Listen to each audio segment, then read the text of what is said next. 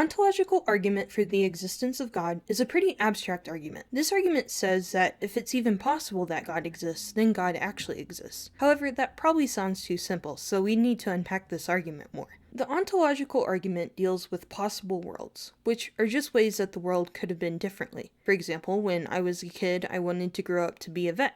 I'm not a vet now, but I could have been a vet, so in some possible world, I could have been a vet. If something is logically impossible, then it's not possible in any possible world. For example, there's a possible world where I'm a vet, but there's no possible world where 2 + 2 = 5, because that's logically impossible. This is pretty philosophical language, but it helps us understand the difference between something that's logically possible and logically impossible. If a being is a necessary being, then that being must exist in every possible world. There's not a possible world where this being does not exist. Similar to how it's not logically possible for 2 + 2 = 5 in any possible world, the ontological argument is saying that it's logically impossible for a world to exist where God does not exist. And this would include the actual world, which is a possible world. The definition of God that most people agree on, whether they believe he exists or not, is the greatest conceivable being. So this definition of God is that he's all-powerful, all-good, all-loving, and the greatest possible being.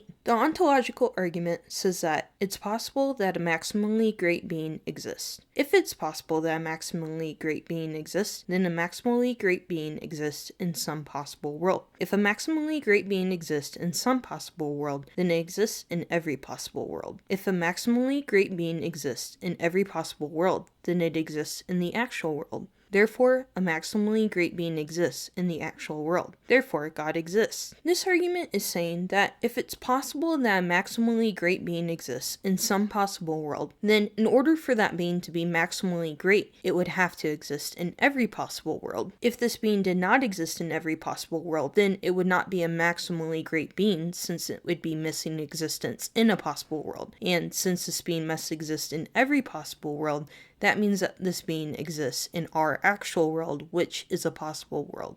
This entire argument hinges on premise 1. It's possible that a maximally great being exists, and the rest of the argument follows logically. Therefore, if we admit that it's even possible that God exists, then according to this argument, God actually exists in the real world. If the idea of God is logically inconsistent, then the entire argument fails. However, it doesn't seem like the idea of God as an all-powerful, all-loving, all-knowing, necessary being is logically inconsistent, such as the idea of a married bachelor or a square circle, so it seems like the existence of God is at least possible. Although, a common objection to this argument asks if we can use the same method of reasoning to say that other maximally great things exist, such as a maximally great pizza. Can we say that since it's logically possible that a maximally great pizza exists, that means that a maximally great pizza actually exists? And clearly the answer is no. This argument doesn't work for a maximally great pizza like it does for a maximally great being, because there aren't certain qualities that would make a pizza to be maximally great, since pizza's greatness is determined by subjective preferences of what people like on pizza.